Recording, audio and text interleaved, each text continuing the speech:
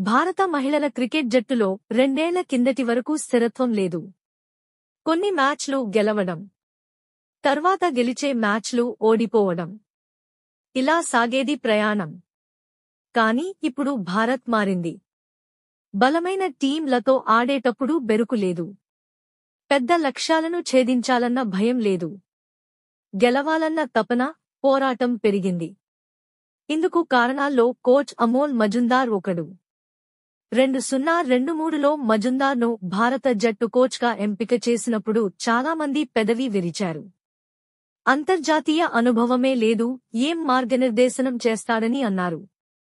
అయితే దక్షిణాఫ్రికా, Netherlands junior జట్లకు coaching ఇచ్చిన అనుభవంతో మజుందార్ భారత జట్టును గాడిలో పెట్టాడు. వారిలో తనపై నమ్మకాన్ని కలిగించి బలమైన జట్టుగా ఎదిగేందుకు కృషి చేశాడు. స్మృతి, హర్మన్ ప్రీత్ లాంటి స్టార్ ప్లేయర్లకు స్వేచ్ఛగా ఆడే అవకాశాన్ని ఇచ్చాడు.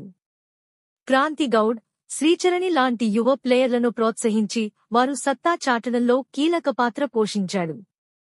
ఎన్నో మ్యాచ్ల అనుభవం లేని ఈ ఇద్దరూ ప్రపంచకప్ ఆడారంటే అది మజుందార్ ఇచ్చిన మద్దతు వల్లే.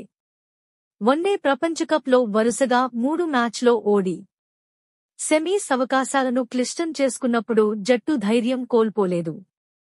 చివరిదాకా పోరాడాలని, ప్రతి మ్యాచ్ ఫైనల్ మ్యాచ్గా భావించి బరిలో దిగాలని మజుందార్ నూరిపోసిన పాఠాలు ప్లేయర్లలో నాటుకుపోయాయి.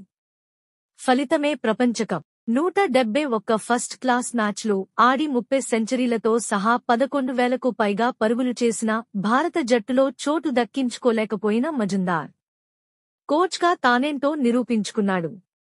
ఆటగాడిగా సాధించలేనిది కోచ్గా నెరవేర్చుకున్నాడు.